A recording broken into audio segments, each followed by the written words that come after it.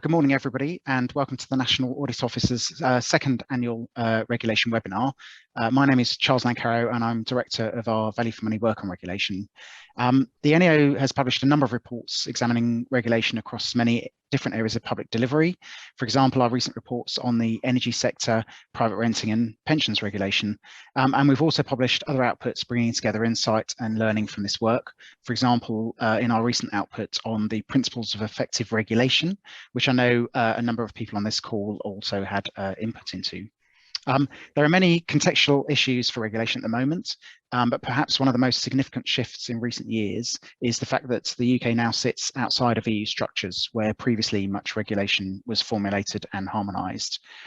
We recently published a study examining the early experience of several regulators where EU exit presented a big shift in their responsibilities, in particular chemicals, food safety and standards, competition and subsidy control.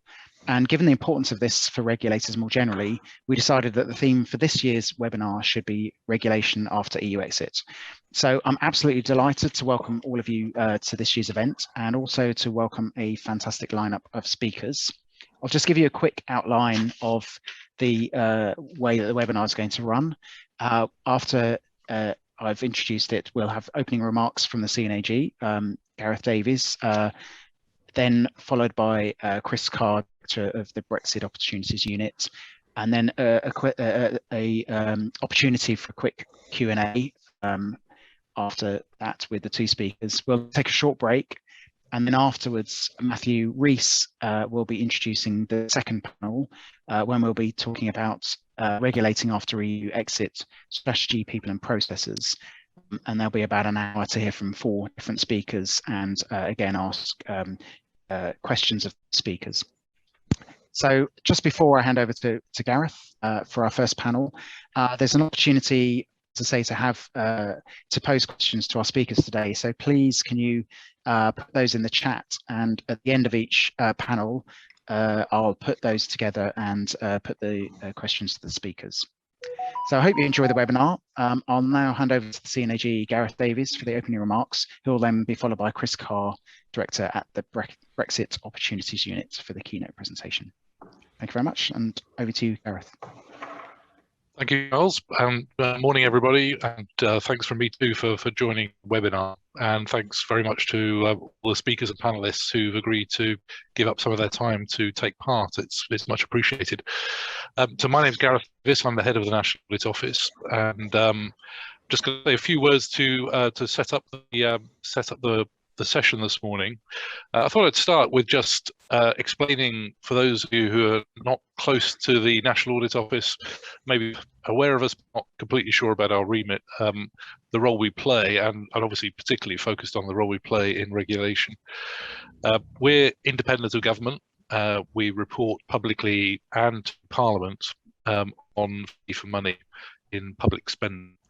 And so critically, that means as an independent body funded by Parliament with no reporting lines to government, that we have no role in commenting on policy. So the NAO has no view on the policy around regulation.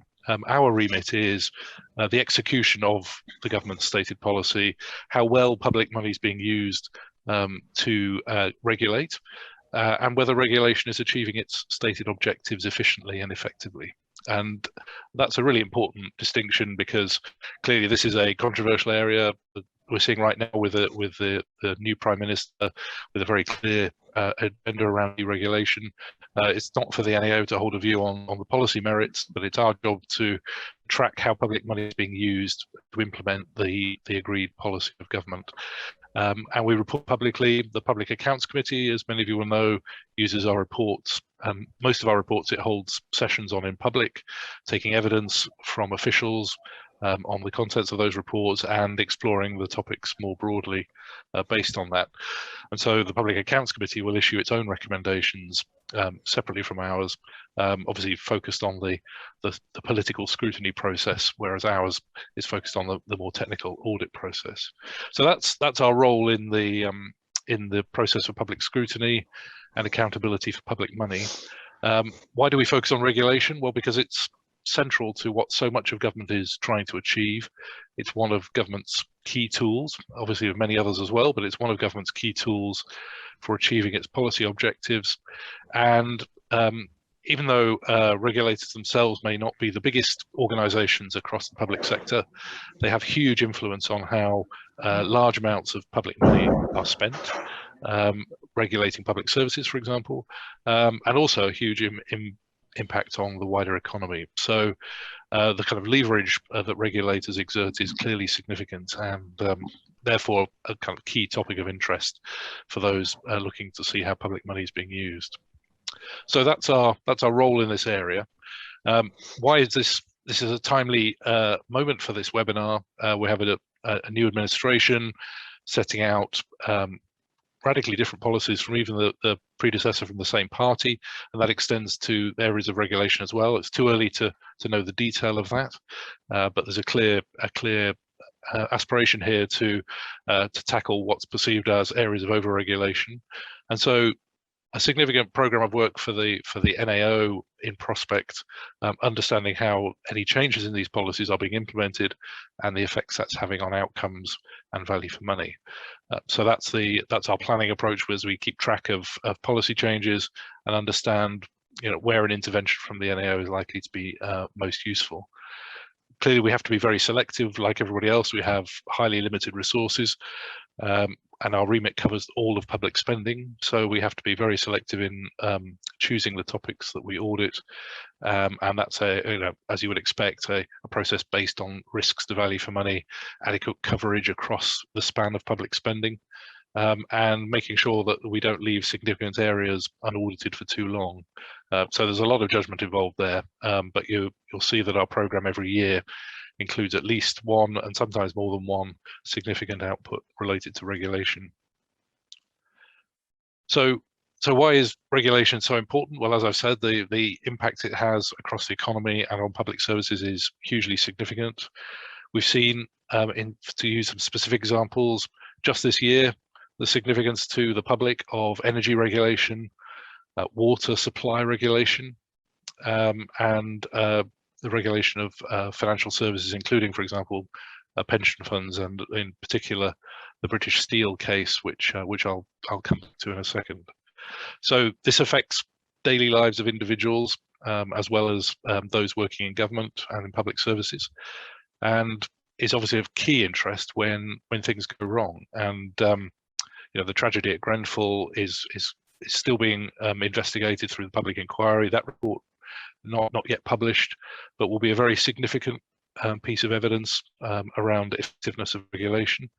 And in the desire to minimise the costs of regulation, to minimise the drag on productivity and growth, having examples of that, clear examples of when regulation has failed to achieve its core objectives, are going to be really important to understand risk appetite, to understand objectives for regulators, so that regulators are given a fair chance to have clear objectives and to be held to account for their performance against those.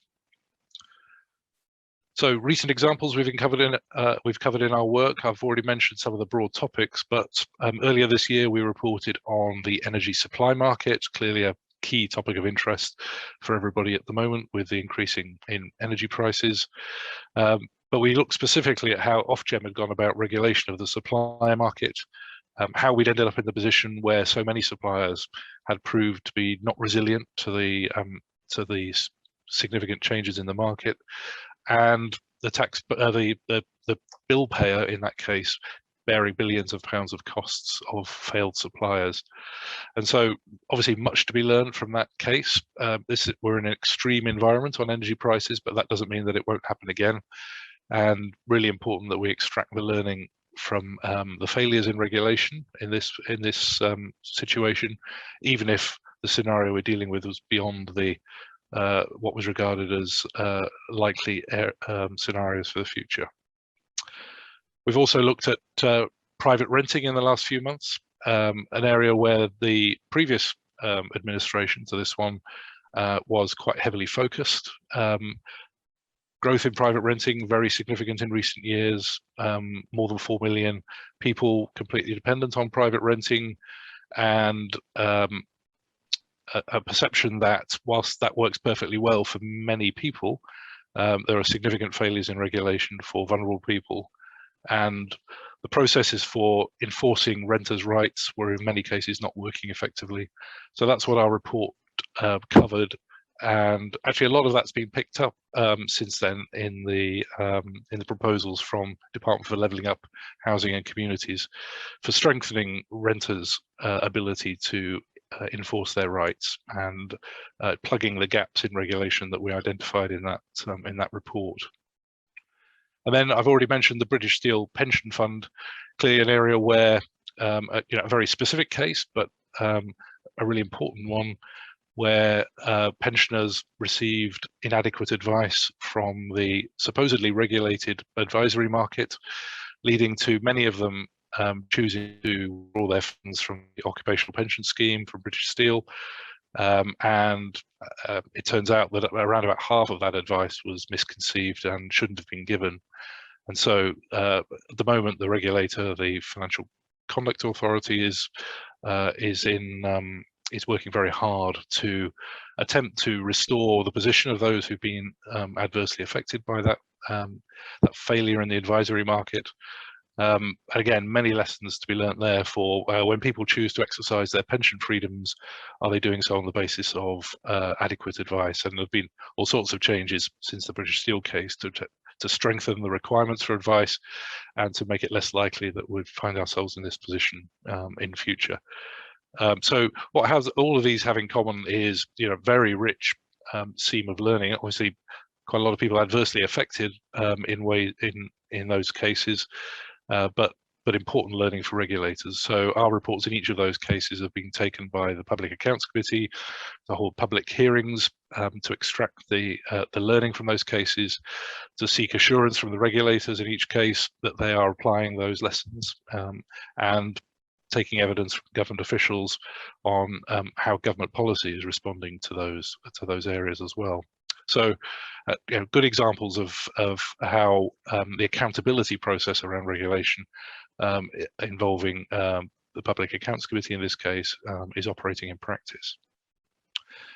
We've also heavily focused on the impact of EU exit on regulators. We reported separately on this topic, looking at the impact on 3 regulators in particular, including some of those you'll be hearing from today.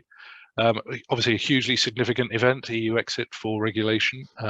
A big part of the case for leaving the EU was so that the UK could determine its own appetite for regulation and set its requirements accordingly. And our report charted how government had been approaching this topic since EU exit. Initially, obviously, the answer was cautiously, making sure that there was no sudden change in regulatory requirements. So a lot of reapplication of the previous EU regulatory approach just to smooth the transition period. The point we made, though, beyond that was that regulators really did need government to state clearly its future policy for regulation, so that those regulators could adequately assess the task in front of them, which in many cases involved taking on entirely new functions, resourcing appropriately to be able to deliver those tasks, and not making assumptions about future government appetite for regulation that turned out to be either overestimated, and therefore they'd been overdeveloped the framework, or underestimated and leaving us under-regulated in key areas. So that making the point that actually the regulators, what they most needed was clarity on the future approach, was our key finding. And obviously that's what I guess the new administration would say it's now doing, is starting to lay out policy in areas where the UK now has regulatory competence, having previously relied on EU arrangements. So very important areas across food safety, competition and markets regulation, and so on, where that clarity is going to be required and then implemented.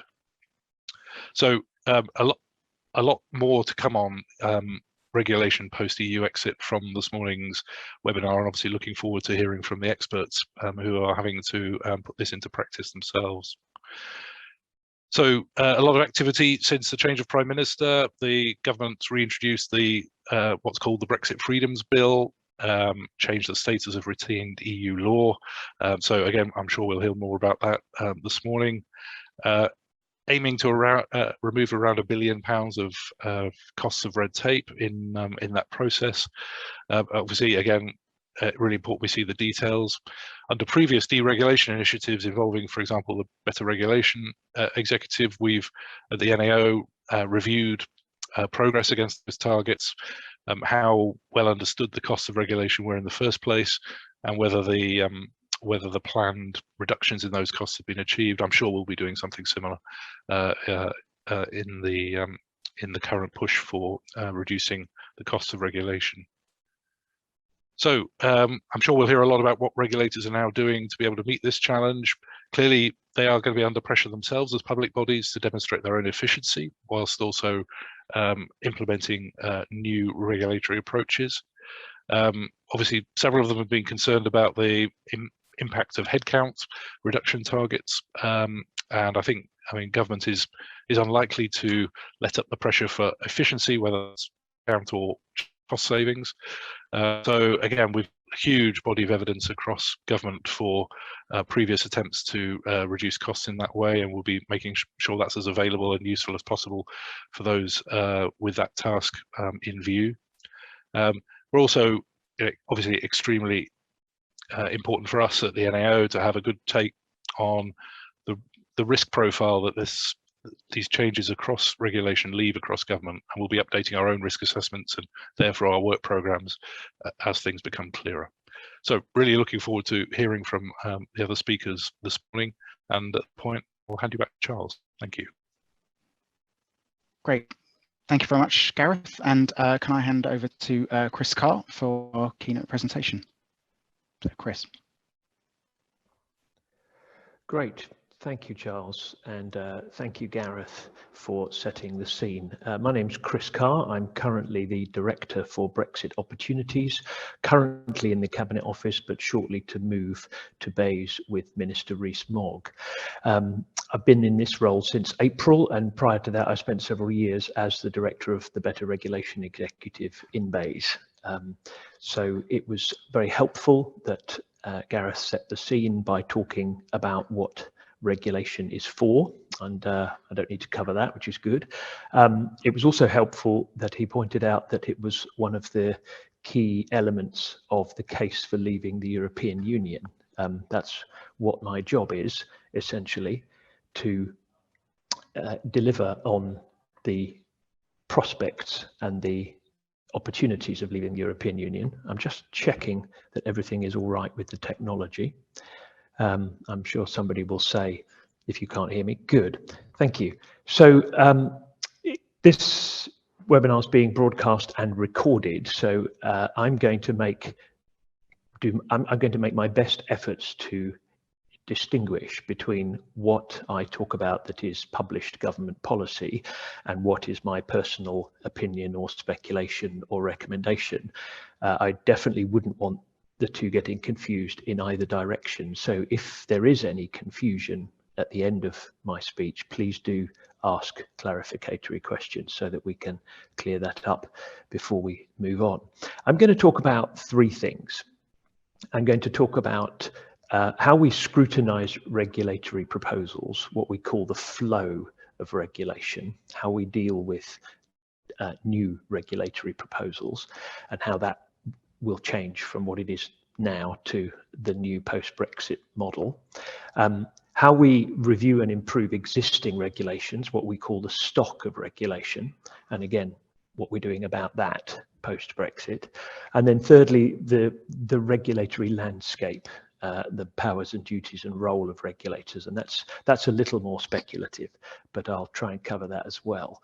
Now, all of these things are governed by 5 new principles that were published in January this year. So last year, when I was running the BRE, we published a consultation document on the future of the Better Regulation Framework, essentially the handbook that government has to use to develop regulation and introduce new regulations and monitor it and so on.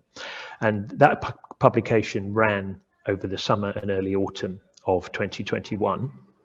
And on the 31st of January this year, government published a document which you can find online called The Benefits of Brexit, which included the response to that consultation. And it set out 5 principles for regulation in the UK post-Brexit. The first principle is called a sovereign approach, which does what it says on the tin, making sure that we're regulating in the interests of the UK. A distinctive approach based on UK law, protected by independent UK regulators and designed to strengthen UK markets. So I think that's fairly clear. Second principle is about leading from the front, focusing on the future, shaping and supporting the development of new technologies and creating new markets. We'll use our new regulatory freedom to act quickly and nimbly, and we'll pursue high quality regulation because it leads to better markets and better outcomes. Third principle is about proportionality. Those of you who were paying attention in the last couple of years will be familiar with the Task Force for Innovation, Growth and Regulatory Reform, which reported in the summer of 2021. And they proposed that the precautionary principle, which dominates regulatory policy making, excuse me, should be replaced with a proportionality principle. Where markets achieve the best outcomes, we'll let them move freely and dynamically, pursuing non-regulatory options where we can. And when strong rules are required to achieve the best outcomes, we'll act decisively to put them in place and enforce them vigorously. So it's about getting the best of both worlds. The fourth principle is recognizing what works. Now, some of you will know that this has been floating around in policy making for some time, and I'm going to say a bit about this in terms of the review of the stock of regulation. We've got to get much better at analysing the outcomes of regulation. And that links back to what Gareth was saying about the NAO's role in essentially reviewing the government's deregulatory efforts and whether the scoring system is properly understood and effective. And then the final principle is about setting high standards at home and globally. This is not a race to the bottom. Britain is fairly widely recognised as a world leader in the quality of its regulatory systems and processes, and we want to maintain that using the other 4 principles above. Okay, so the first thing I'm going to talk about is the flow of new regulation and what we're doing to change that. First of all, and we should have been in this position already, but it's worth restating. We want to ensure that we only regulate when it's absolutely necessary. And the big change that's coming here, and this is possibly the biggest change to the system, which was published in the January Benefits of Brexit document, is to move the scrutiny of regulation earlier in the policy cycle. I don't know how many of you are familiar with the role of the Regulatory Policy Committee, but it reviews regulatory proposals through a device called impact assessments, and it rates the impact assessments as red or green, and that helps Parliament when it's debating the regulatory measures, whether they are primary legislation or statutory instruments. And that system has been in place for 10 plus years, 12 or 13 years. And it's worked reasonably well, and the policy community in the UK has got much better at understanding and creating regulatory impact assessments and understanding and quantifying those impacts. But it happens right at the end of the policy cycle when the legislation is about to be introduced to Parliament. And it doesn't allow, much as it can, the scrutiny can lead to changes and improvements to the policy, it doesn't allow any fundamental rethinking of whether the approach is right in the first place. The only option for the department in that scenario is to pull the legislation they've been working on and start again. So the proposal that we have now is, and we hope to be implementing soon, is to move that scrutiny process to the beginning of the policy cycle, what we call the options appraisal stage, before the option is developed and turned into legislation. And this has a number of ramifications which need dealing with. First of all, it has a direct impact on the transparency of the process, because when you have final stage assessments that, like we do at the moment, you can quite happily publish them, and unless there are, you know, very important aspects of national security or commercial confidentiality, the RPC will always publish its opinions of an impact assessment. You can't do that so easily at the beginning of the policy cycle, because before options have been put to ministers and before the cabinet has taken a collective decision to agree on a policy, it would be wrong to publish the details of the options that were presented to ministers, and therefore it would be wrong for any scrutiny body to publish its opinions on those options.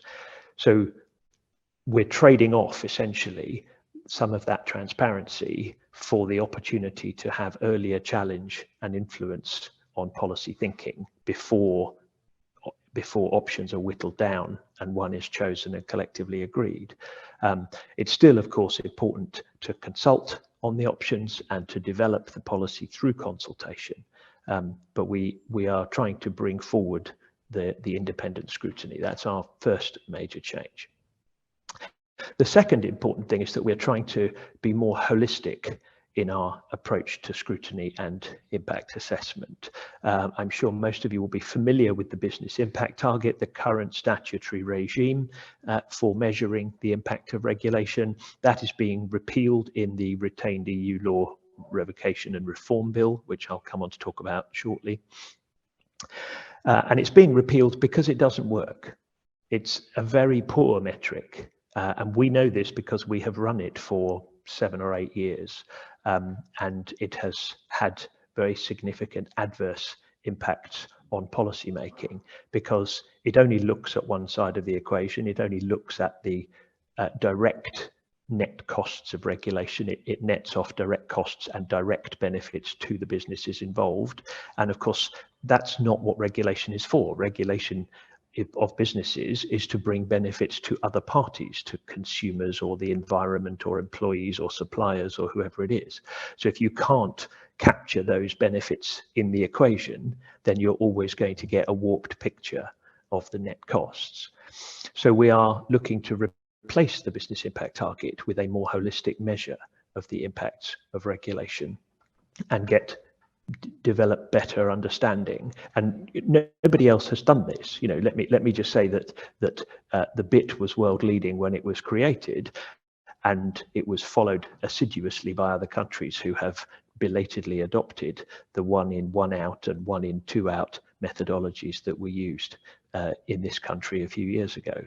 But those have been superseded now, and we are moving to a more holistic approach to scrutiny with a broader scorecard looking at a range of impacts on trade, competition, innovation, equalities, net zero, etc., etc. And that you need a better measure of the impacts of regulation. And then the final piece of the jigsaw, and this is the sort of segue from talking about the flow of regulation to talking about the stock, is the far side of the feedback loop. The end of the policy cycle is about monitoring and evaluation and making sure that you understand the impacts of the changes that have been made and that you feed those back into policy design when the next time a given policy is updated. And despite our stellar OECD rankings and our, on paper, excellent processes and theories for doing this, we're very, very bad at it. I gave evidence to a parliamentary select committee earlier this year, and I told them that about 40% of post-implementation reviews are actually completed. It's roughly that figure. We are very poor at evaluating the impact of our policies, and part of that is inevitable in the political cycle. The new is always more exciting than the old, and it's very difficult in a resource-constrained environment to persuade people to look backwards and spend work and time and money evaluating things. And every country in the world has this problem. But it's also because we haven't given the system teeth. There is no penalty for not producing a post-implementation review. I mean, it's a legal requirement under the Small Business Enterprise and Employment Act, And theoretically, departments can be judicially reviewed for not producing post-implementation reviews, but it never happens. And we are redesigning the scrutiny system so that if a post-implementation review of the existing regulation has not been completed and published, or at least provided to its scrutineers, then that will affect the passage of any new regulations in that area, and therefore we're creating the feedback loop to require better evaluation.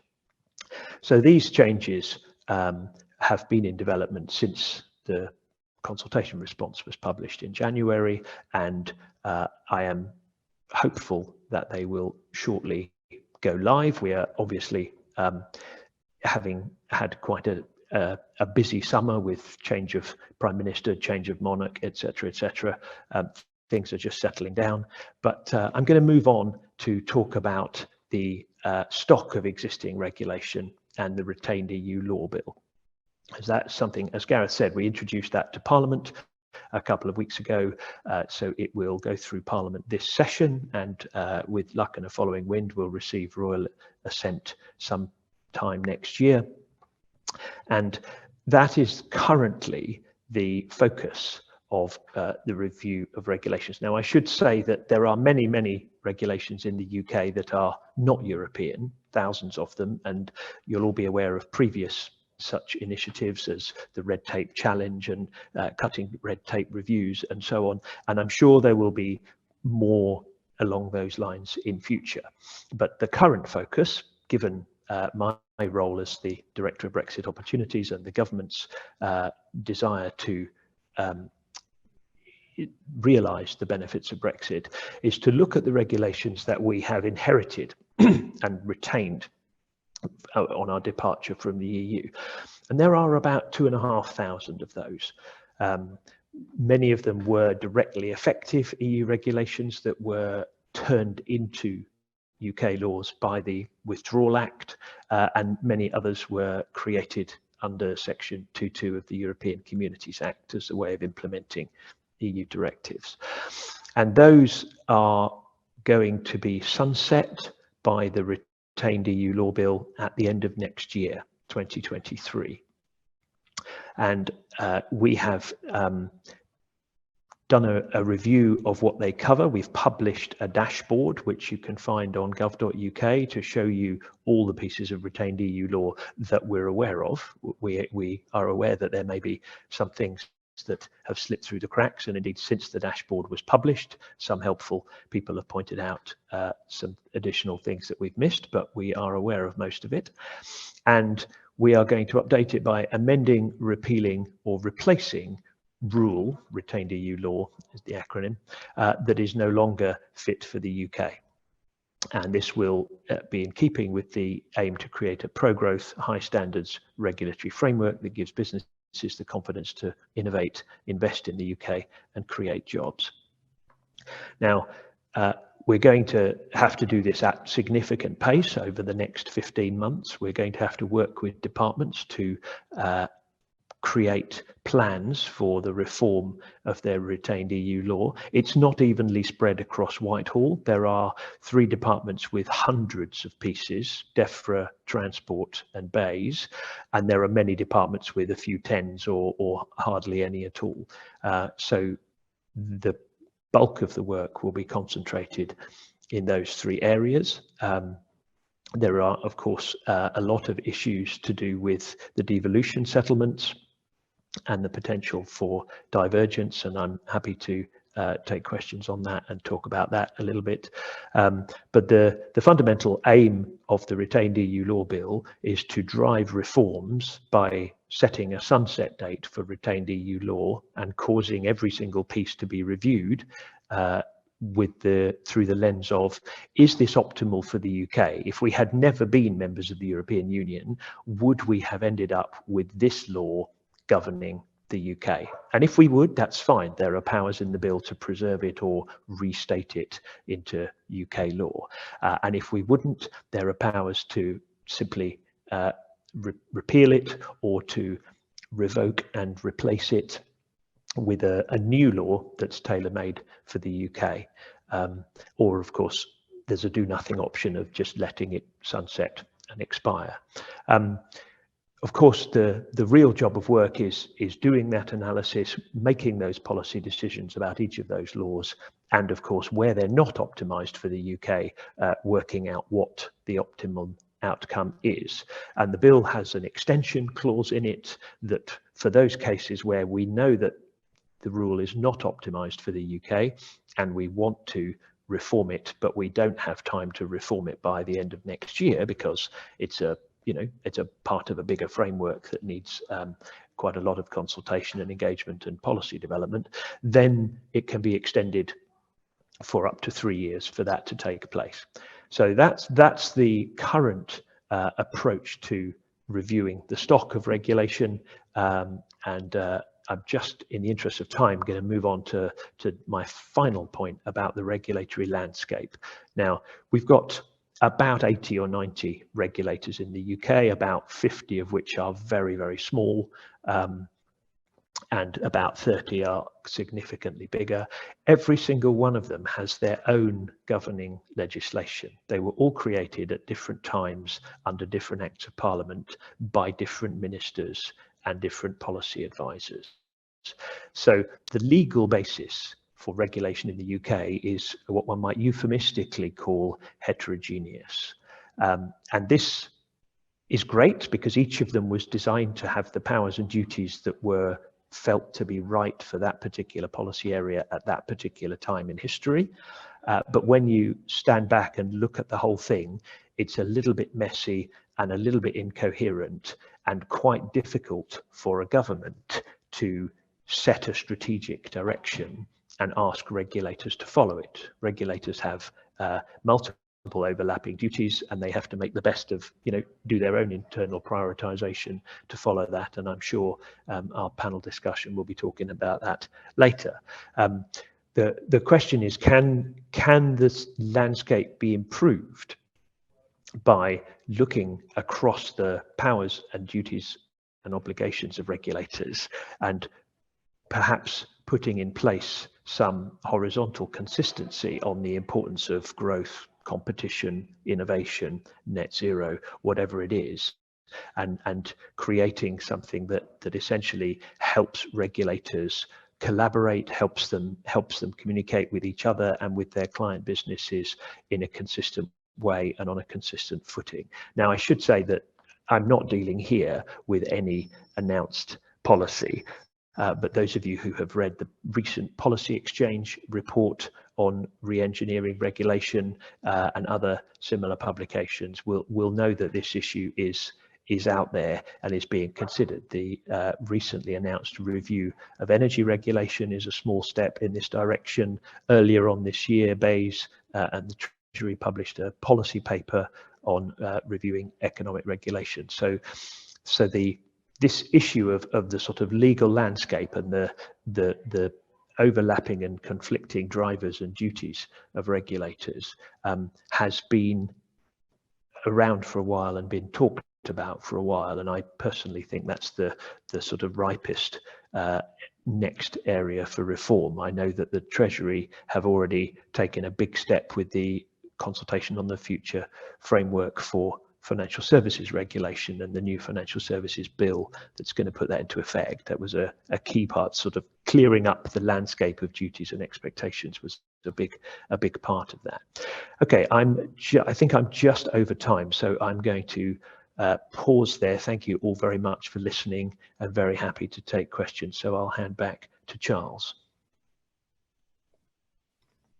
Great, thank you, Chris, and thank you, Gareth, for some very interesting presentations, which have actually prompted a number of questions from the attendees.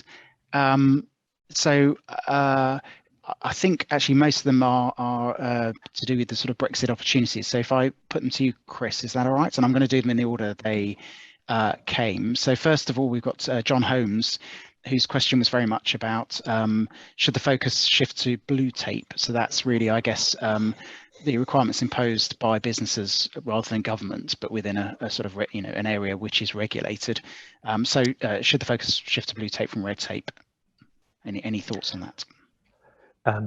Thank you. Yeah, happy to do these in whatever order. Blue tape's a very interesting one. There was some very good work done a few years ago by the Health and Safety Executive. The difficulty is it's quite difficult to define what is the role of the state in discouraging or minimizing blue tape. Businesses have to be free to act in their own interests and do their own risk management and risk mitigation. And yes, some blue tape is excessive because it's driven by the sort of legal profession and the bean counters and so on. But actually, is it for any government to say what's right and wrong in the world of blue tape? I think that's the fundamentally difficult question. Whereas the classic red tape is that it is clearly the government's responsibility to make policy decisions about what to regulate and then to deliver and design those regulations in the least burdensome way. So it's essentially a much easier exam question. So I have some sympathy with John's question, but I'm afraid I don't think I have a clear answer. Great, thank you. And then a question from Philip Craig. It's what efforts are being made to harmonise, simplify and coordinate rules, particularly in sectors and industries where there are inconsistent or overlapping requirements? Harmonise, simplify and coordinate rules. In which industry was that, sorry? It didn't specify the industry, but I guess it was just in any sectors where there are, if there are overlapping requirements, I guess it's part of the general approach to regulation. Thank you. So that's partly what I was talking about in the last section. Sorry, I had waffled for too long and slightly ran out of time, so I truncated that last bit. One of the problems is that whenever you design a regulator and deliver its underpinning legislation, you think primarily about the thing that regulator is regulating. And what we've ended up with is a complicated landscape, particularly for disruptive businesses and new business models that operate at the margins of multiple different regulators. It's quite difficult, even with quite goodwill, it's difficult for regulators to cooperate to make life easier for businesses that are not clearly in one or the other sector or area. And that's where you get sets of overlapping and unfortunately complex rules. And that is something we're, to be honest, in the early days of grappling with. We do have a fund called the Regulators Pioneer Fund to help regulators approach those kind of questions and deal with innovators in a more joined up way. And we have made some good progress with some projects there, but systematically it's still quite difficult. And personally, I think it's one of these things that needs to be addressed through a sort of landscape review to look at where those particular cases are, where there are overlapping and complex sets of rules that really could be simplified for people, and that hasn't been done yet. Great, thank you. Then we have a question from Richard Connett, which is, will the scrutiny of regulation be reviewed in the development of the regulation or statutes? And Rich has made the point he feels it's needed to ensure the risk assessment remains valid.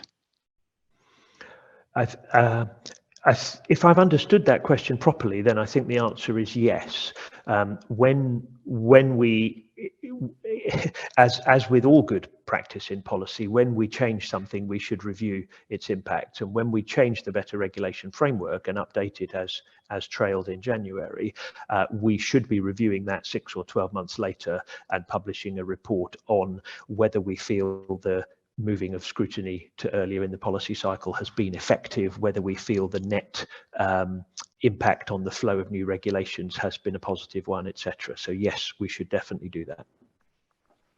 Great, thank you. And then from Heather Wakefield, what role do equality impact assessments play in the regulatory process?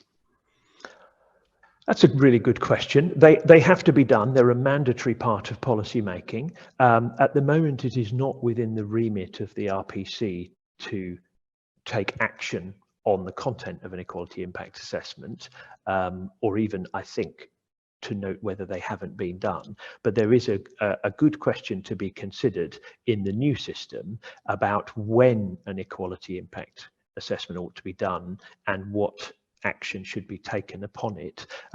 It's something that's slightly more difficult to do at options appraisal stage because you need the data from a slightly more developed policy, but it could perhaps be looked at twice. It could be looked at early as to which option was likely to have greater equalities impacts, and then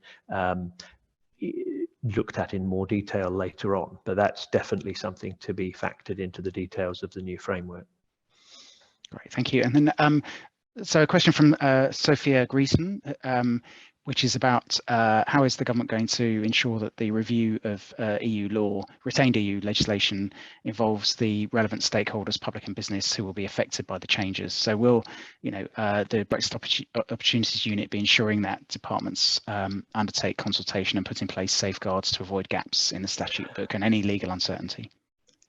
Yes, I mean that's a massive question. That's about 3 questions in one. But yeah. Yes, we will certainly be trying to ensure that departments follow standard good practice and consult on changes. So as I said, the first thing we need to do is to try and work out which of these pieces of retained EU law need to be changed and which ones need to be unchanged.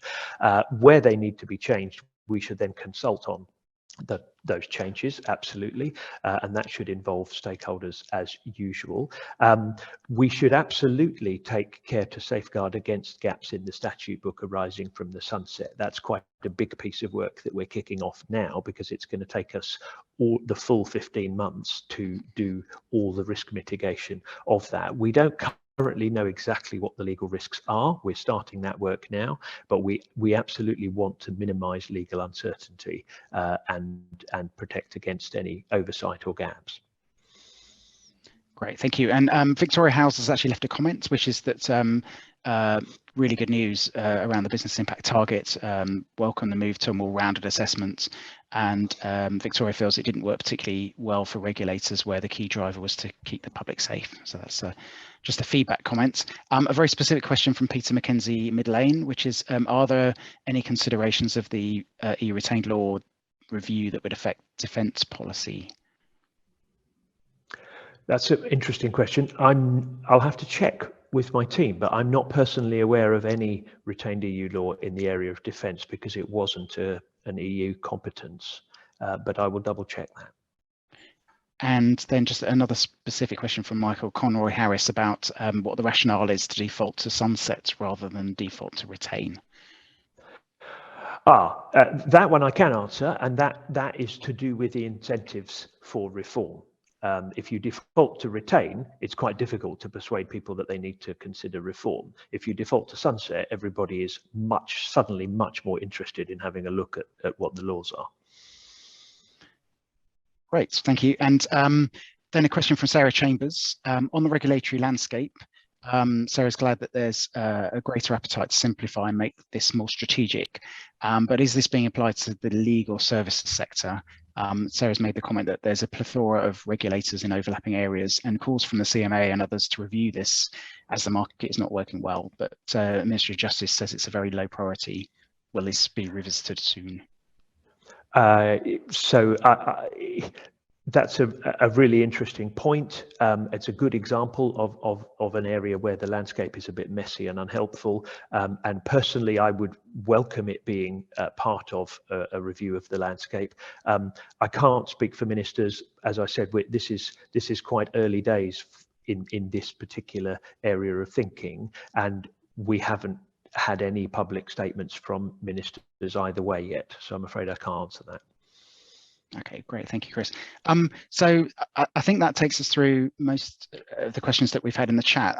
If I may ask a sort of final question, Chris, actually, you mentioned, moving the Regulatory Policy Committee work to move it earlier, and you've talked about scrutiny and actually the role of the NAO plays within this.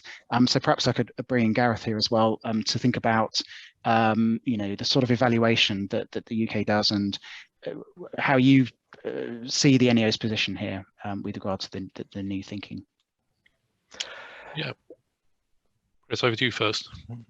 Well, thank you. I won't presume to comment on the role of the NAO, but I think that we should, even after the business impact target, we should retain some sort of regular or annual review of regulation in the UK. We should be reporting on, even if we can't publish details of scrutiny at options appraisal stage, we should be reporting on the effectiveness of the system as a whole, whether the amount of regulation has gone up or down, whether the cost of the regulation has gone up or down, but importantly, using the more holistic system, also talking about where the benefits of that regulation have landed. So yes, I do think we should be doing regular reviews. Yeah, just to comment on it from the NAO perspective, I mean, the stronger that framework from government, then the more we can rely on its operation. It sounds obvious, but it's a really important principle of our work. That where government is being active in self-review and transparency, then we can focus on other areas. Quite often we find ourselves having to get involved because there's been little review activity or transparent scrutiny. So that's a dynamic process that we obviously will stay in close touch and make sure we understand how it's being developed. While I've got the mic, as it were, Charles, I thought I'd just add one point to a comment from Chris earlier, which I strongly agreed with, and in fact, just wanted to say that it applies to pretty much every bit of government as well as regulation, which is your point about evaluation earlier on, Chris, where yeah. I mean, in fact, we feel so strongly about this. We published a whole report on government's approach to evaluation and the evidence of what works as part of a process for improving delivery and policy over time. So it's as you say, a weak spot in governments around the world, but we're kind of keen not to accept it as a fact of life, but to push for further improvement in that.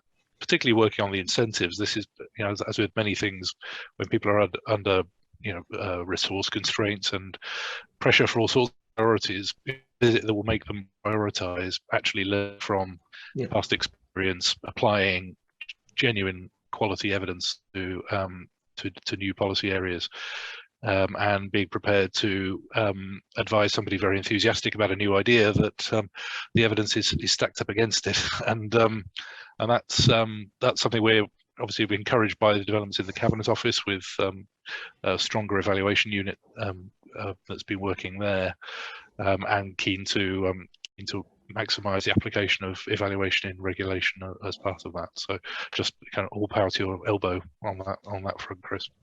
Thank you. Great. Well, that brings us to the close of the session. So can I just extend my gratitude and thanks to Chris and to Gareth on what was absolutely fascinating. Lots of real food for thought there, and certainly the questions that have come out, I think, show the interest that everybody has in this area. So I'll close the session. As I say, thank you to Chris and Gareth. There are a couple of extra questions that came in, but I'm sure they can just be answered in the chat if necessary. So we've got a 5-minute break, and then we're coming back at 12 o'clock for the second panel, which will be introduced by Matthew Rees. Thank you very much. Yes, people should stay on, and then we'll be starting promptly at 12, and we'll bring all the cameras on for everybody. Okay. Thanks, everybody. Right, I think we're just coming up to 12 o'clock, so I'll recommence. So thanks everybody for joining the first part of our webinar. We're now turning to the second part of our webinar, which is a panel discussion. I'm going to introduce the speakers in a minute. My name is Matthew Rees. I head up the NAO's commercial hub. So we look at the regulation area with Charles and Sarah. We also look after corporate finance and commercial insights. We've published knowledge products on those areas as well. If you've got any feedback on this seminar, actually, you can drop us a line at commercialhub@nao.org.uk. be very keen to review that and see how we adapt things for the future. So what I'll do now is I'll just introduce the speakers in the order that they're going to talk. The idea of this is to really develop the first two speakers' contributions and the Q&A, so people on the line should definitely keep using the chat function for questions. So Sarah Pearce is a value for money auditor in our regulations team, and she worked with Charles on the study on regulating after EU exit. Rachel Merrily is Senior Director in the Office of the Internal Market at the CMA, Competition and Markets Authority. Sue Davies from Which heads up Consumer Protection and Food Policy. And last but not least, Joel Reland is a Research Associate at UK and a Changing Europe. So it can bring a lot of interesting kind of topics to that. I've set them to the two quick points, but up to speakers to really develop this. What really was just in the context of the current government and looking forward, what do you each see as the main challenges or opportunities for regulators now? And then thinking about that, going back to the NAO's report, the operational priorities and strategies that regulators require to address those. So that was the context, but really looking forward to hearing from each of our speakers. And keep the questions coming through the chat, and we'll come back to them at the end. So Sarah, over to you first, please. Hello, everyone.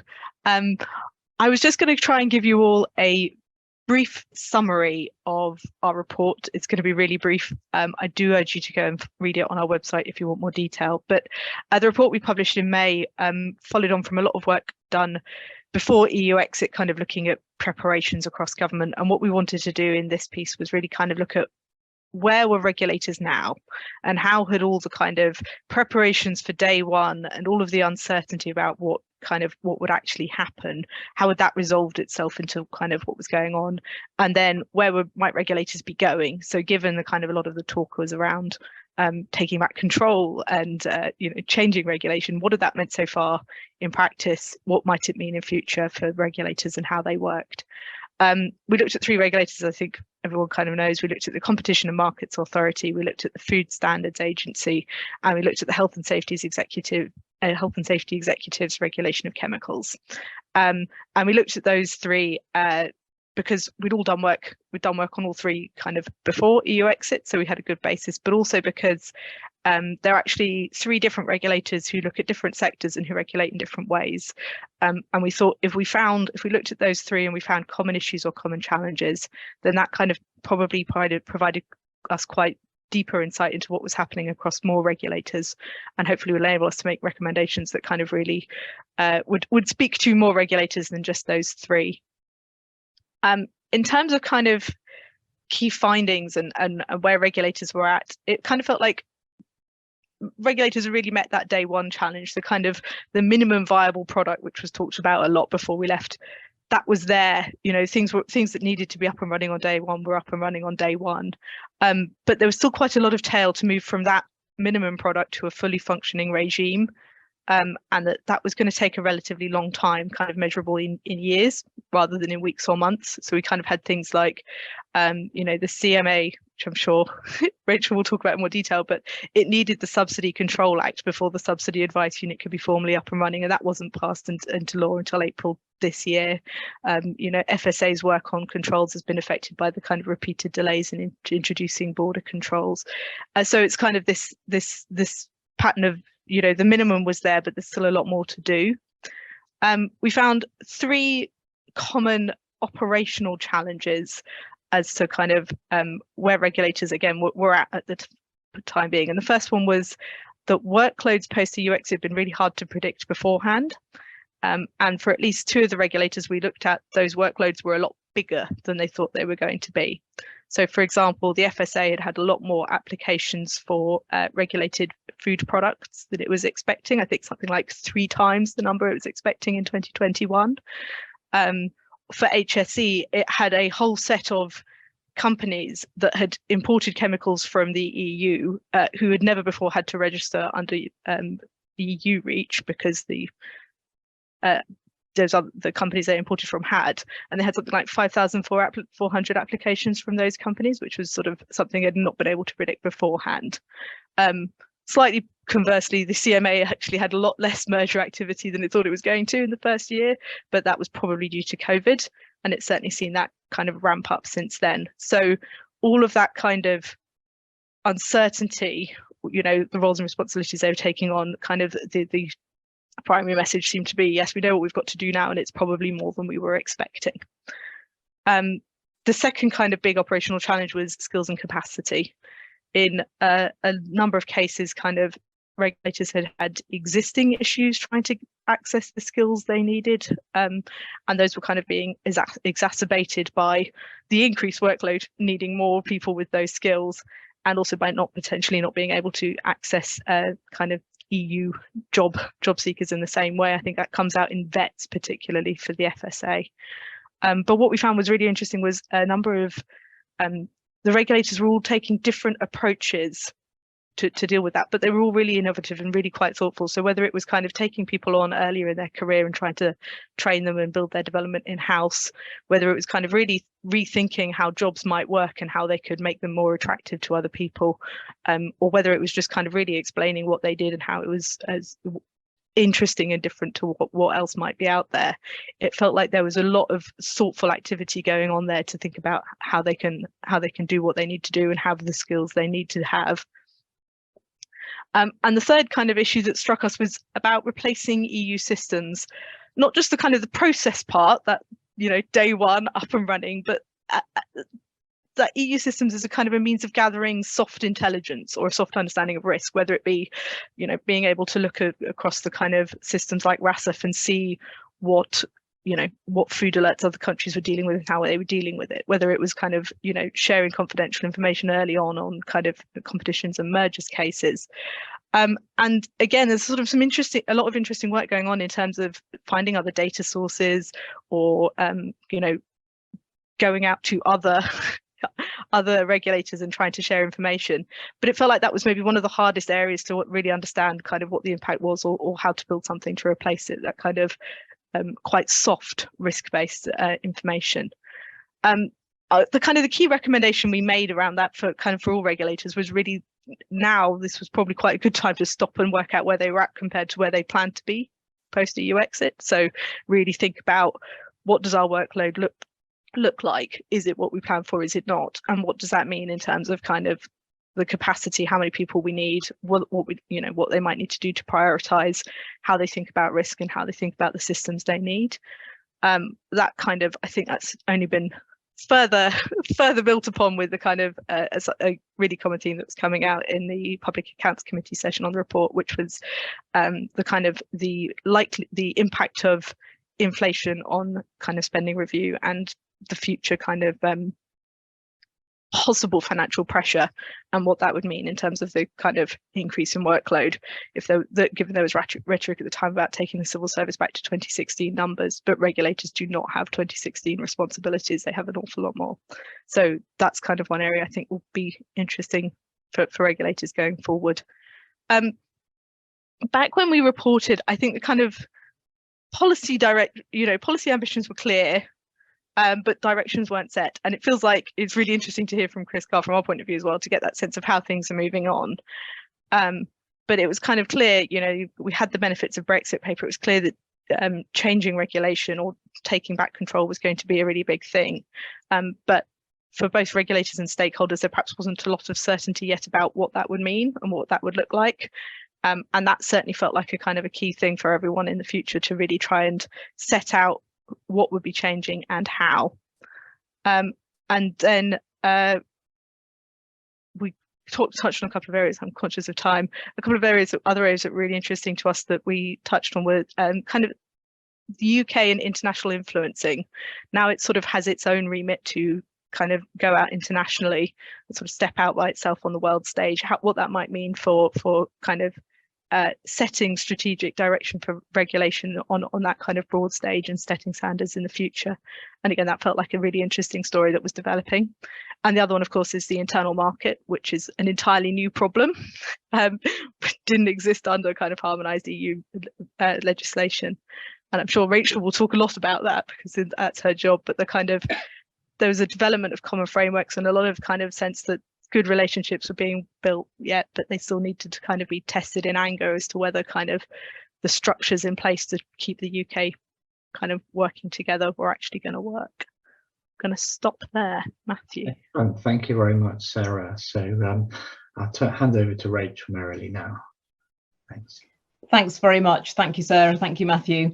And thank you for the opportunity to speak at this webinar. Yeah, my name's Rachel Merrily. I'm a Senior Director at the Competition and Markets Authority with particular responsibility for the Office of the Internal Market and for the Subsidy Advice Unit.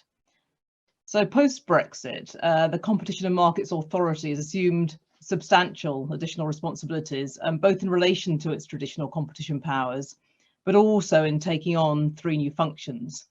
And like many of you, we've also had to be agile, respond to different priorities, some of which, you know, couldn't be predicted, like the pandemic, the rising cost of living and other things. And I'm sure everybody would agree that the challenging policy and economic environment shows no sign of abating. But I'm going to take the opportunity today to talk specifically about the 2 new functions I've been setting up at the CMA. That's the Office for the Internal Market, which is often known as the OIM, and another 3-letter acronym, the Subsidy Advice Unit, the SAU.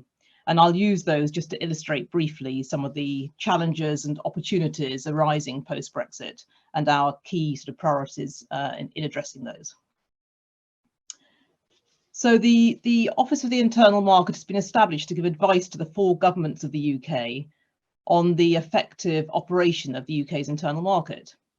And the Subsidy Advice Unit will, when we go live, provide advice to public authorities on subsidies which are most likely to have distortive effects on competition and investment in the UK.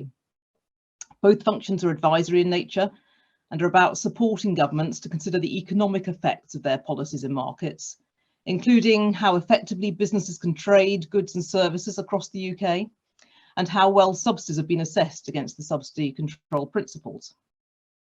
So just turning first to the OIM, it's an entirely new function within the CMA. It was officially launched just over a year ago as one element of the UK Internal Market Act. And one of the key challenges facing regulators since Brexit has been the complicated and changing policy landscape that's emerged. The OIM has had to take into account the actions of and relationships between the 4 governments of the UK. These are dynamic and require careful handling. It's further complicated by issues such as the intergovernmental common frameworks, the Brexit freedoms legislation and the deregulatory agenda that we heard a lot of from Chris earlier, and the Northern Ireland Protocol. These issues are not only complex, but continue to change. And as I think Gareth referred to earlier, not least with the new administration in Westminster.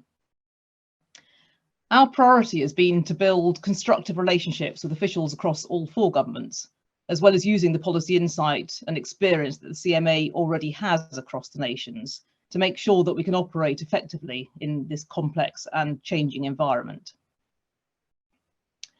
When we first launched the OIM, it was initially at official level. We brought together experienced staff from across the CMA tools and professions, as well as recruiting externally, and that was a really important way in which we managed some of the challenges of getting resources in place. It was for BEIS to appoint our panel chair, Murdoch McLennan, and he came in April this year, and we're in the process of appointing an independent OIM panel. This panel will have an important role in maintaining OIM's independence and governance. And we've already got the OIM panel chair engaging with key stakeholders, including holding constructive meetings with ministers across each of the 4 governments. And this is one of the ways in which we demonstrate our even-handed approach across the 4 nations, and it's really important in building our trust and credibility. It's also worth saying that we've received and accepted our first request for advice from the DEFRA Secretary of State. We're currently gathering evidence and preparing a report on how the proposed banning of the sale of peat in England may impact the effective operation of the internal market. So this is our first sort of tangible request, and I think it's going to be really important to deliver this in a timely and robust way and to demonstrate our sort of value add across the 4 nations. Another priority for us is to provide advice and reports in as evidence-based a way as possible. We think this is vital. We pulled together the existing data on intra-UK trade and likely areas of regulatory divergence in our overview of the UK internal market, which we published earlier this year in March. And the report set the scene for our ongoing monitoring and reporting role, and is helping to establish us as an expert in the UK internal market, although obviously it's still very early days. And we're now preparing our first annual and 5-yearly statutory reports, which need to be published by March 23, gathering evidence from a wide variety of sources on how the UK internal market is operating, including through our publicly available web form, through stakeholder engagement, including several roundtables, as well as bespoke market research. More generally, we're also developing an OIM data strategy, which aims to deliver a better evidence base for understanding how the internal market is working. And this demonstrates that we're responsive to the challenges facing the 4 governments and businesses, and that we're adding value by enhancing data on intra-UK trade. I'll turn very briefly to the SAU, conscious of time, but we've been busy getting ready for the commencement of our functions. One of the key challenges we've found is explaining to stakeholders who, of course, were very familiar with the EU state aid regime, the very different regime that BEIS has put in place for the UK, which gives the CMA and the SAU a very specific advisory role, only in relation to the most potentially distortive subsidies. Again, we're prioritising publishing clear guidance on our role and engaging with stakeholders. And this, as with the OIM, our role brings us close to governments across the UK, and we're learning from the OIM about how best to manage the relationships in an environment where governments may not always be aligned. It's been pretty exciting, actually, developing a new unit, designing its operations. And as I say, we can use the lessons learned from the setting up of the OIM to assist us in establishing the SAU. We've also learned from other parts of the CMA and other bodies about how to work best agilely and flexibly, because actually the time scales for our SAU reviews, we have to provide advice within 30 working days. And that agility will be supported in part by a digitised portal through which requests to the SAU can be submitted. So in the time available, I've just focused on the challenges we're facing and our key priorities just in setting up those 2 new functions, which are only part, of course, of the overall CMA's role. But I hope that's given you a bit of insight, and that I'll be happy to answer any questions you may have when we get on to that stage of the process. Brilliant. Well, thanks very much, Rachel. It's very interesting. Those of you who are in the audience, do put your questions into the chat. We've got 1 or 2 there, I think, already, but feel free to post those ahead, and then once Sue and Jill have spoken, we can come back to those. So I'd like to hand over to Sue Davies, please. Thank you very much, Matthew, and good afternoon, everyone. I wanted to talk about the challenges and opportunities for regulators, unsurprisingly coming from which, looking at this from a consumer protection point of view. I think that the NAO report set out really clearly just the scale of the challenge that many of the regulators that it included have been facing since we left EU exit, and how some of those are still bedding down. Particularly some of the upskilling and taking on of new resources, setting up new systems where we've had, as Sarah mentioned, complex authorisation procedures being put in place within the FSA. We've obviously had the CMA, as Rachel has been explaining, taking on huge chunks of new work that are really crucial. And also re-establishing some of those systems, as you were saying, the sort of soft intelligence, Sarah, which is really important, I think, in a global context, to just understand and share intelligence with other regulators in different countries. I think that we're obviously having this discussion at a really key and crucial time where, as others have said, we're just understanding what the new government's priorities are and how those will be implemented.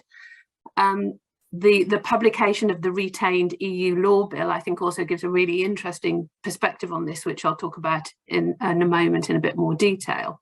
But I think we also need to see all of this against the backdrop of some wider challenges.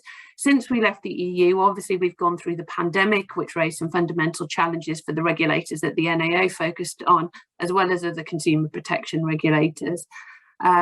We've seen, from the FSA's point of view, quite significant shifts in terms of some of the models in the way that food was provided that raised challenges for food safety inspections. In terms of regulators like the CMA and the Civil Aviation Authority, we've seen lots of people who were trying to enforce their consumer rights and seeing lots of challenges in terms of how they could actually get refunds that they were entitled to, for example, various scams that were started during the pandemic. But I think what's particularly significant now is obviously the cost of living crisis, and we do a regular consumer insight tracker. And that's just really, really worrying in terms of the sort of financial difficulty that people are facing, and how we're just seeing trends where more and more people are starting to have to cut back on essentials. So the September survey that we did was, we've just completed, 4 in 10 people were saying that they were having to cut back on essentials, but a far larger number were already starting to have to miss payments for certain types of services, for example. And we saw that an increasing number of people are having to miss meals. So 16% of people were saying that they're now skipping meals. So I think this backdrop is dominating everything, obviously politically, economically, but in people's day-to-day lives, and also raises some fundamental challenges for regulators, that if we're seeing consumers trading down, as our research shows inevitably people are, but we're also seeing businesses dealing with increased costs as well. We need to make sure that we've got the right consumer protection framework in place. And I think we've seen a few weaknesses in terms of some of the powers and abilities of regulators in recent years. We've been very supportive of the government's proposals, or the previous government's proposals, to strengthen the CMA's powers so that it has stronger fining powers, for example, where it's been unable to enforce consumer rights legislation where people are entitled to particular refunds, whether that's been cancelled weddings, cancelled holidays, and it's been very difficult for them to actually enforce it, as Rachel will say, where we've had things like secondary ticketing sales where it's taken years and years for them to take action, even when you've got very obvious breaches of consumer protection law.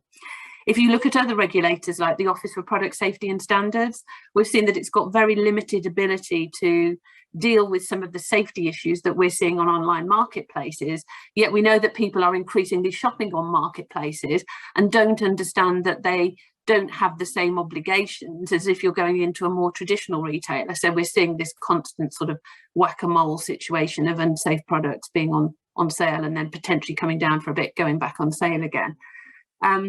There's been new trends we've seen, like rise of fake reviews, that again have been very difficult to actually police, but have fundamental implications for the way that consumers are influenced and the choices that they might be making.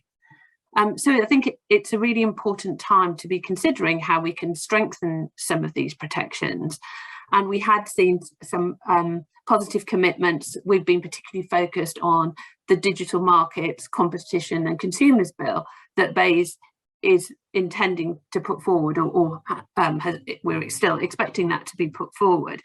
But I think the context now of having the retained EU law bill at the same time as looking at how we're strengthening some of these protections raises both opportunities and challenges, because we want to be making sure that we are scrutinising this legislation, making sure that it's fit for purpose, and that we've got regulators that have the appropriate powers to police the types of markets that we're dealing with now, particularly increasingly digital markets where we see on the competition side it's much more difficult for the CMA to intervene.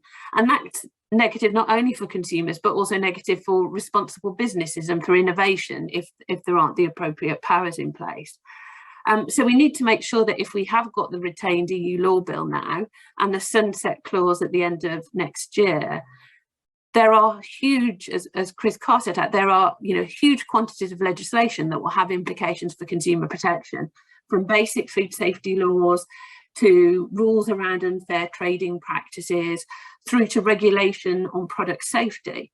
So we need to make sure that we review that in an evidence-based way, and we make sure that we maintain what's really important and don't have any gaps that will leave consumers exposed, but also update that legislation in where it's appropriate.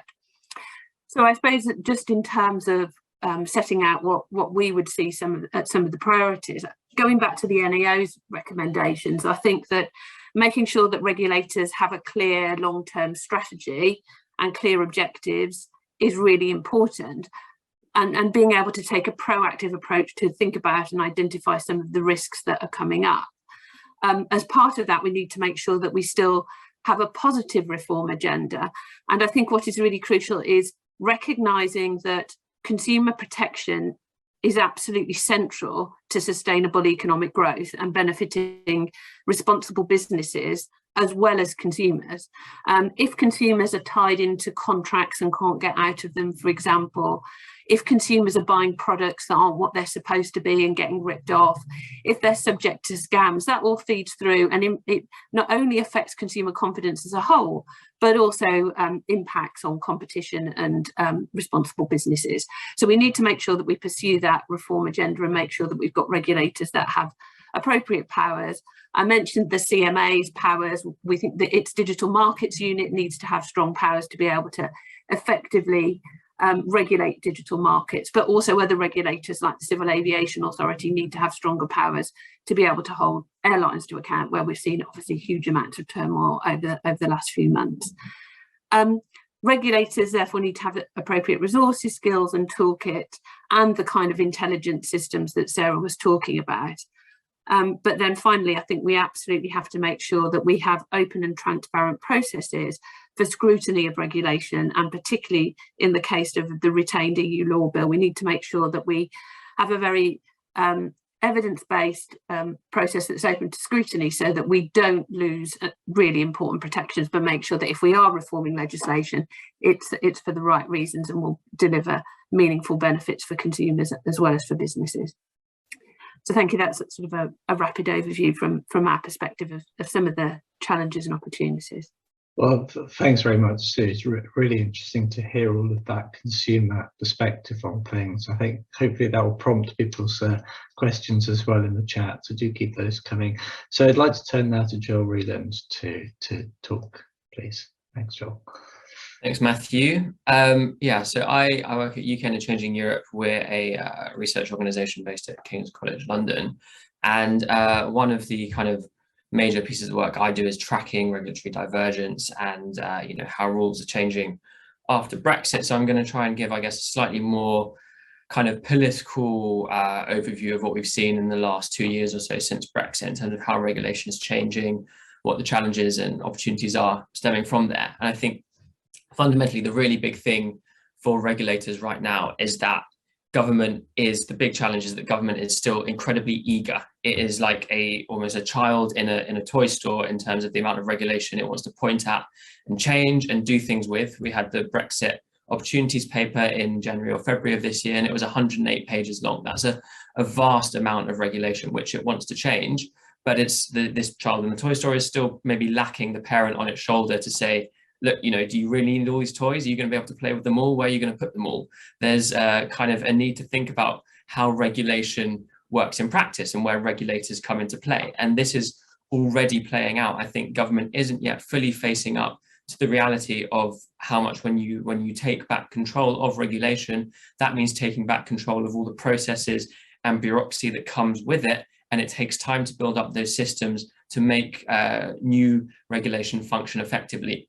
There's already been a few examples from the NAO report, actually, which are particularly salient. One is the UK CA mark for manufacturing for goods to prove their kind of manufacturing standard is up to scratch, which is used to be the EU CE mark. It's becoming a new British mark. This largely replicates what was done at EU level, but the process of just copying over the system into the UK is hugely intensive, because businesses have to get products reauthorized, and we simply don't have the capacity in place to authorize those goods, which means that there have been delays to the deadline for UK CE marks. And so effectively, this is one small piece of regulatory change, and it's being pushed back by years. It's taking a long time, taking up business time to do all these things.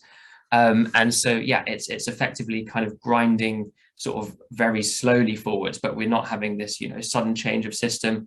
Another one would be chemicals, where the UK is taking on responsibility for chemicals regulation away from the EU. And again, they have to get chemicals reapproved in a UK database. This is taking a long time. Deadlines have been delayed.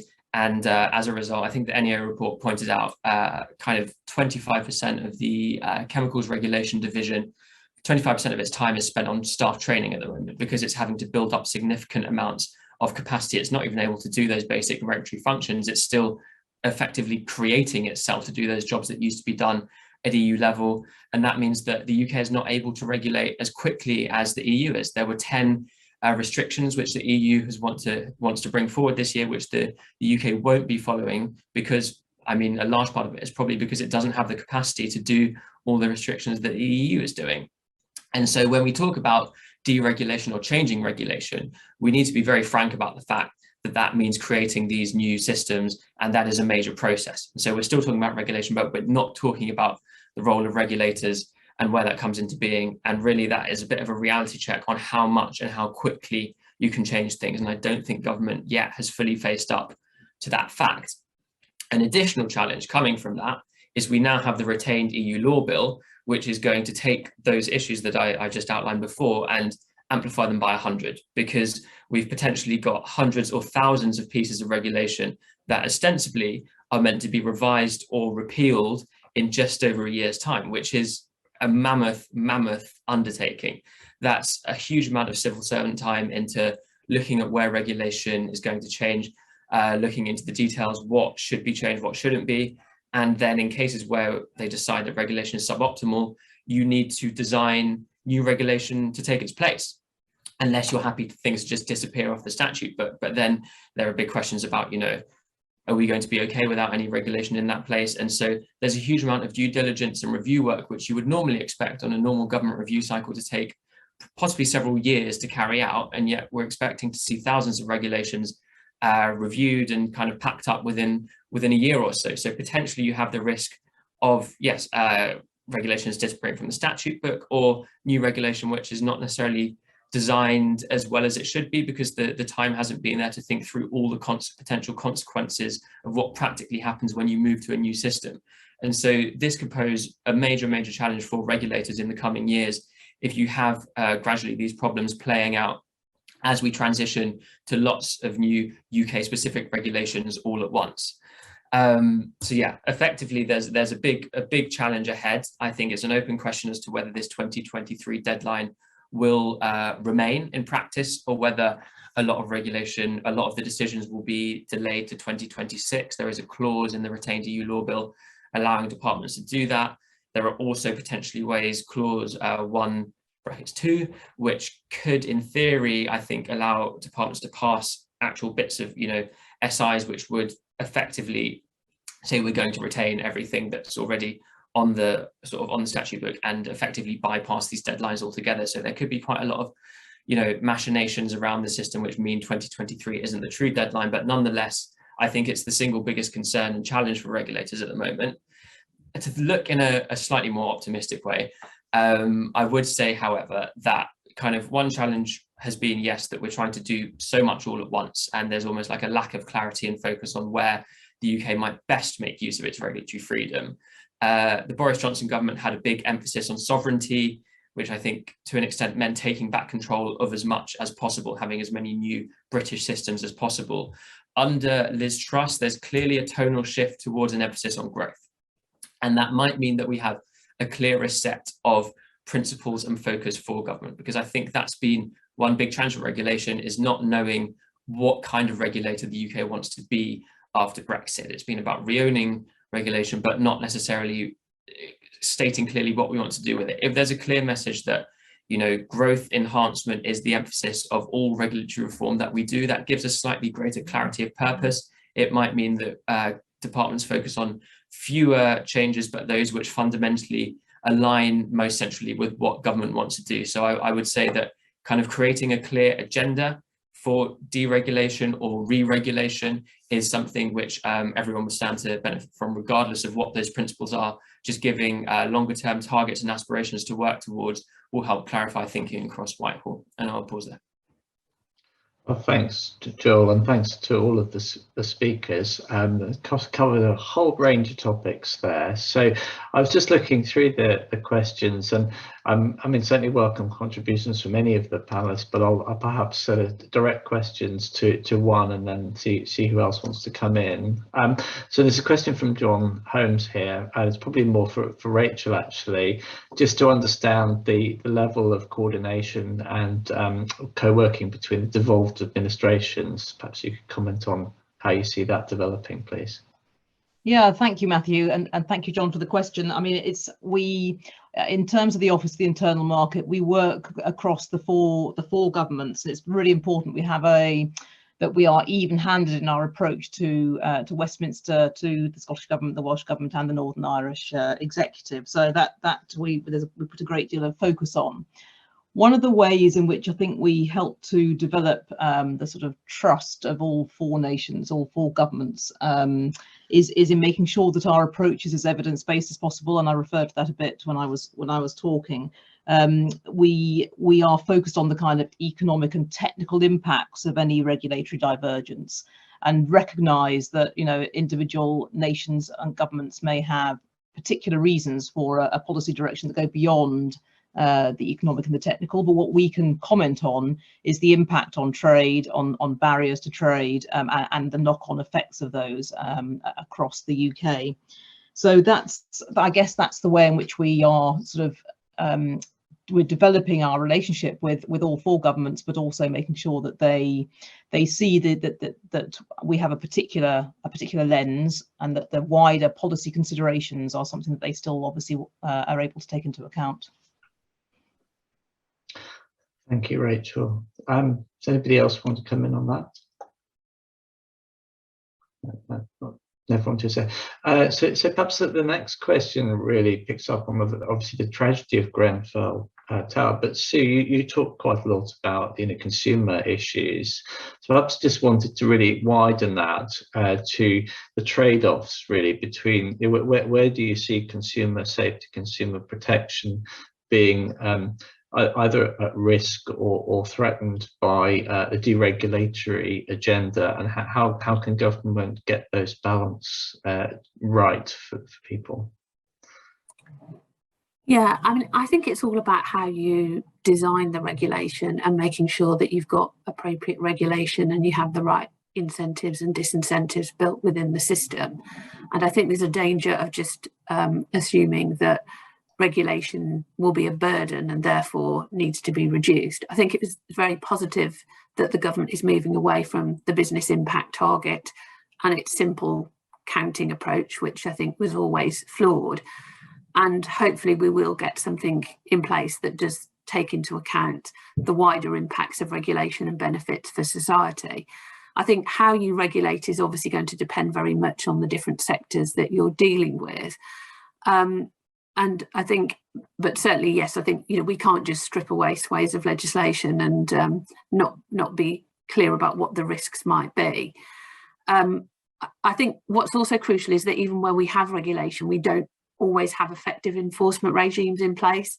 And I think we need to be careful with the EU bill as well, that the legislation that deals with some of the enforcement mechanisms relating to regulations are reviewed properly to make sure that we've got the appropriate systems in place as well.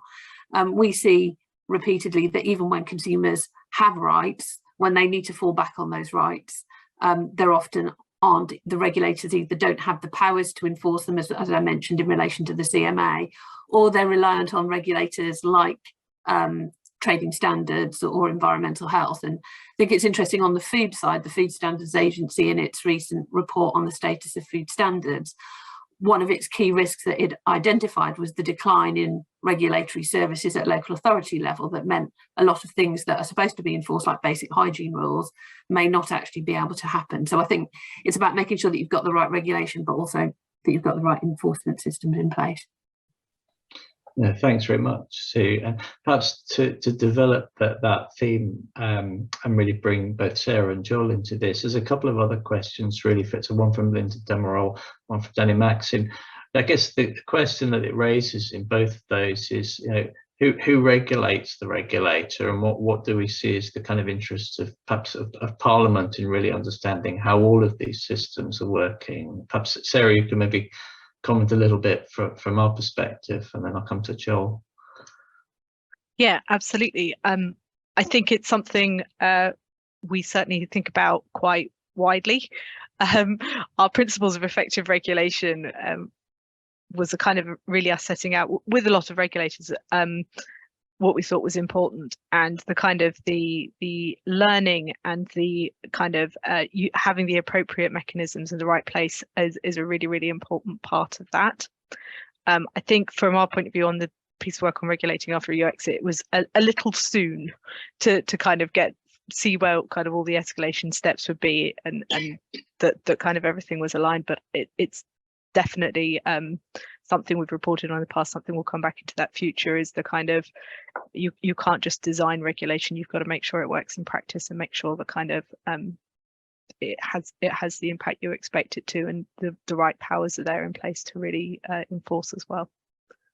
Excellent, thanks. George, do you have any thoughts on that kind of oversight piece for the regulatory arrangements?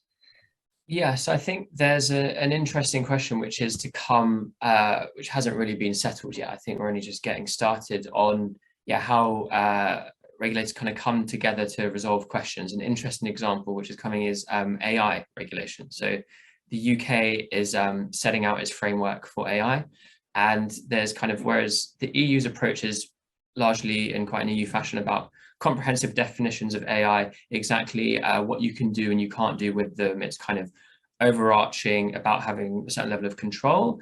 The UK is thinking about perhaps more about how we can be slightly more flexible and adaptable with our system, so it can be updated as technology evolves, which makes the UK potentially a more attractive place for investment and development. And a central part of that thesis is that sectoral specific regulators will have control over how certain principles of regulation, as opposed to steadfast rules, are imposed within their specific sector. So that might be data protection, it might be human rights, it might be manufacturing standards. And so there's a lot more flexibility and autonomy, which is potentially a very positive thing because your system is more rapidly evolving.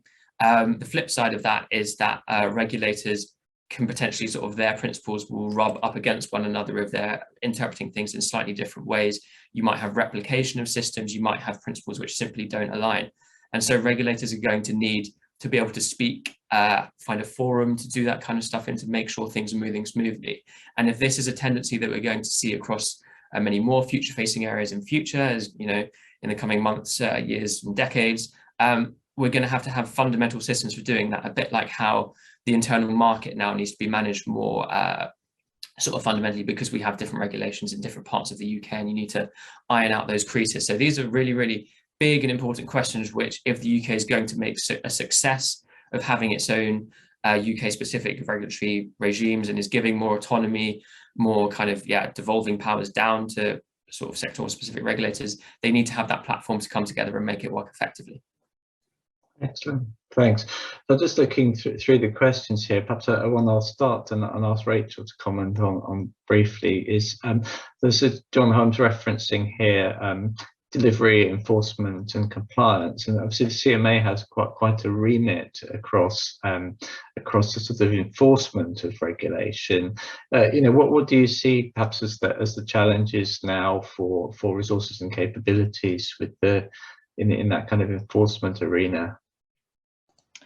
It's a big question, Matthew, and I think on the enforcement side, obviously I'm not the expert at the CMA, but I think I think as regulators we all face the challenges of making sure that we have appropriate resources in place to be able to carry out an appropriate sort of program of work. And I think the report that Sarah was worked on, highlighted some of the recruitment issues, for example, that regulators, the 3 regulators you reported on, faced.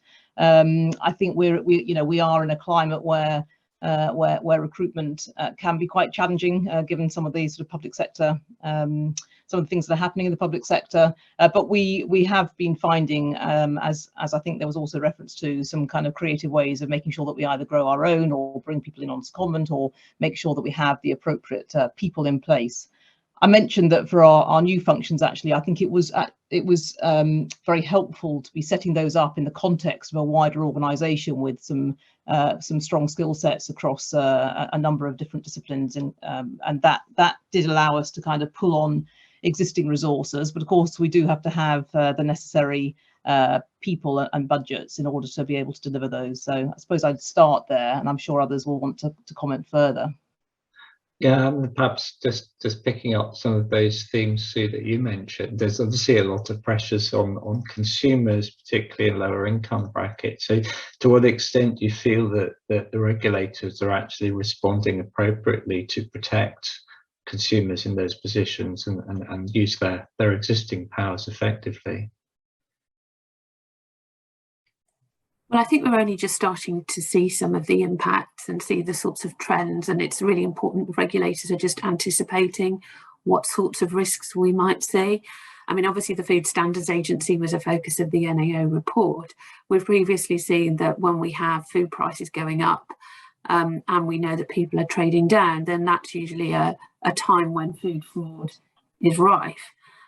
The Food Standards Agency has its National Food Crime Unit, so it's really important that it's anticipating what the risks might be, but also the FSA has been making the case for it to have stronger powers for some time, so it's important to make sure that it can do what it needs to do.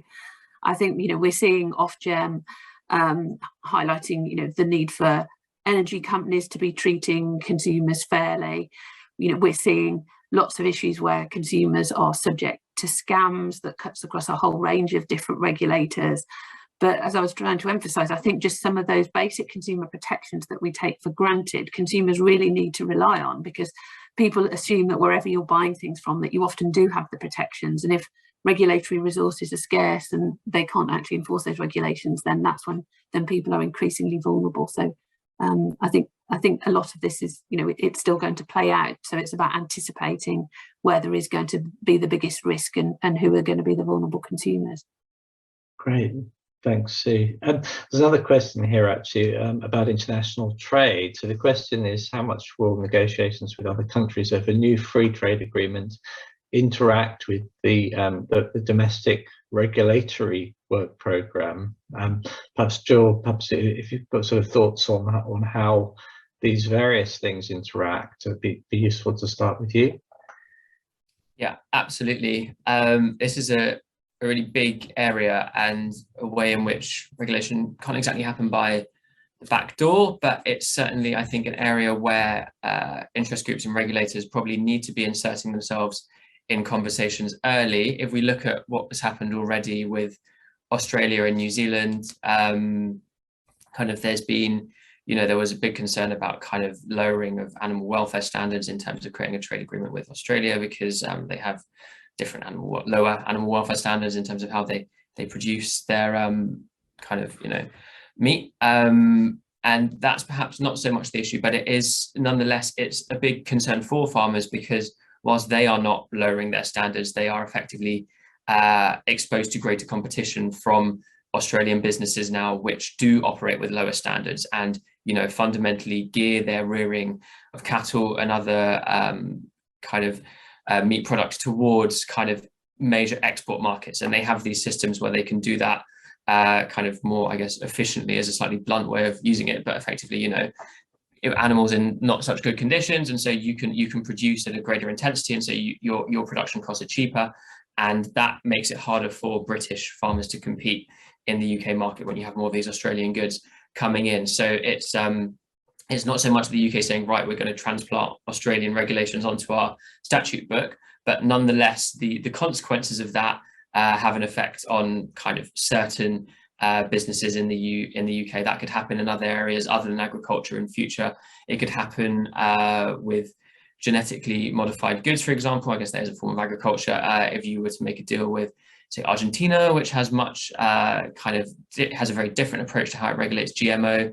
DEFRA is currently looking into re-regulating gene-edited goods, and potentially that has some influence on again how you construct your regulation. So yeah, these are kind of very rapidly moving things and something which we constantly need to be paying attention to.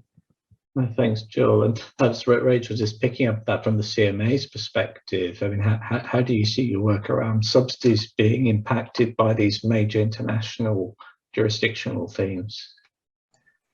It's a good question, Matthew. I mean, it's very early days for the new domestic subsidy control regime, and of course the SAU is not the policy owner of that. That sits very squarely with government, but it's certainly something that we'll need to keep an eye on. Great, thanks, Rachel. And if it's Sarah or Sue, if you have any thoughts on that, and we'll probably take one more question as well, and then to draw this to a close. But any other thoughts on that kind of international constraints and opportunities point? Yeah, I'd like to come in on that. I mean, I think it is both a challenge and an opportunity.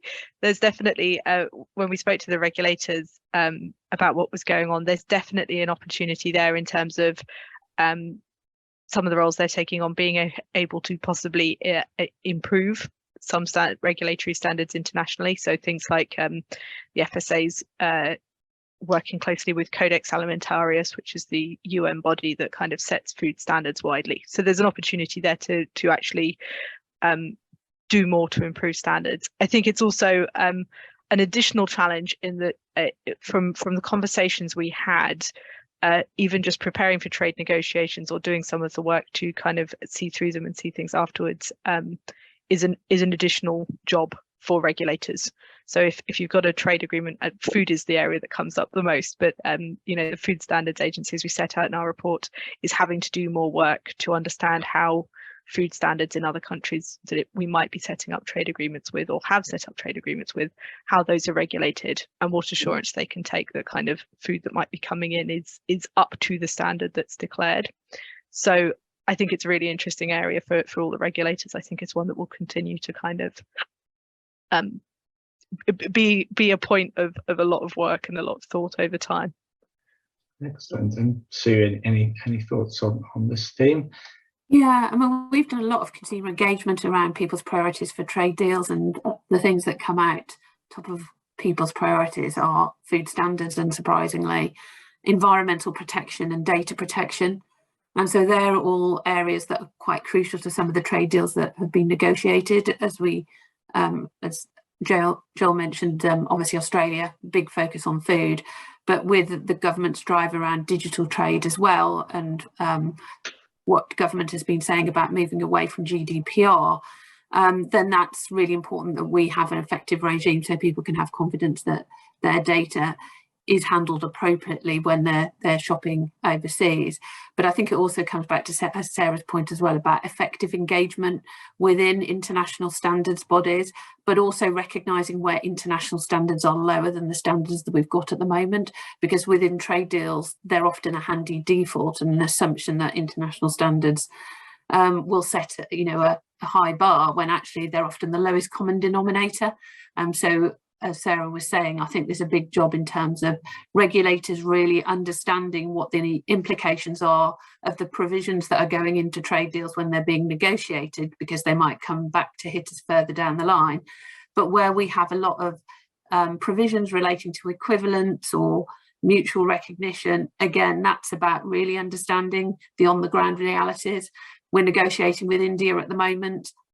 Very different situations, regionally as well. So how do we actually make sure that we're able to maintain the standards that people expect within the UK? And obviously that requires effective enforcement again, as well as making sure that the provisions are right. Brilliant. Well, I'm perhaps going to thank all of the speakers for such a wide-ranging discussion at this point. We're drawing to an end, really. We've got just about 5 minutes left in our session. So perhaps just one final question for each of you, just quick fire. If it's kind of one top priority recommendation you'd have for government in terms of all the things that you've seen, what would it be? Put everybody on the spot. Joel, first. Pick on you, just first. Okay, risk sounding like a broken record here, but narrow the scope of reform. I think we have been looking now for a couple of years at everything we could change, create a defined set of principles that you want to work towards, and really weigh up, where you have the clearest cost benefit analysis in favour of making that change, so that your reforms are coherent, they hang together across different regulators, and departments have ideas to work towards. Because I think at the moment there's a little bit too much confusion in the pursuit of regulatory reform.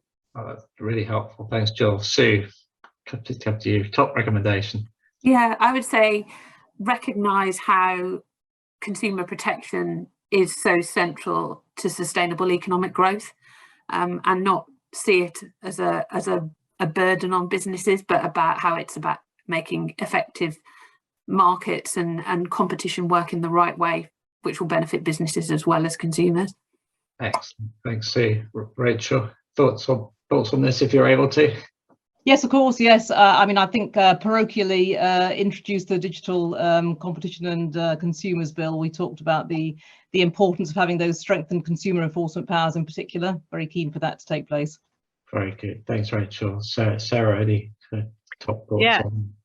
I'd say really understand, get to grips with the risk you're trying to regulate against, and then design a regulatory system that's, put in place a regulatory system that's actually going to manage that risk. I think it's that kind of put the thought into what really is the issue here and how to resolve it. Excellent. Thanks, Sarah. Well, thanks, everybody.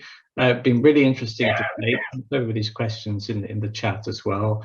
And I'll just hand over to Charles just to wrap up our webinar for the day. Thanks all. Great, thank you, Matthew, and I'll just say thank you again to all the speakers. That's been an absolutely terrifically interesting session, and just shows the number of issues around that are interesting to discuss, and that we can kind of think about going forward. I'm aware that I stand between everybody here and lunch, so really just to say again, thank you to everybody. We're keen to engage with many people on thinking about regulation, and share the insights that you all have, and also from our work. So thank you for all the delegates for attending. Thank you to the speakers. A recording will be available shortly, so if there's anybody that that wants to attend, or you want to watch a bit of this again, it will be available in a few days' time. That's it from me, so thank you to everybody, and do have a nice lunchtime. Thanks, everybody.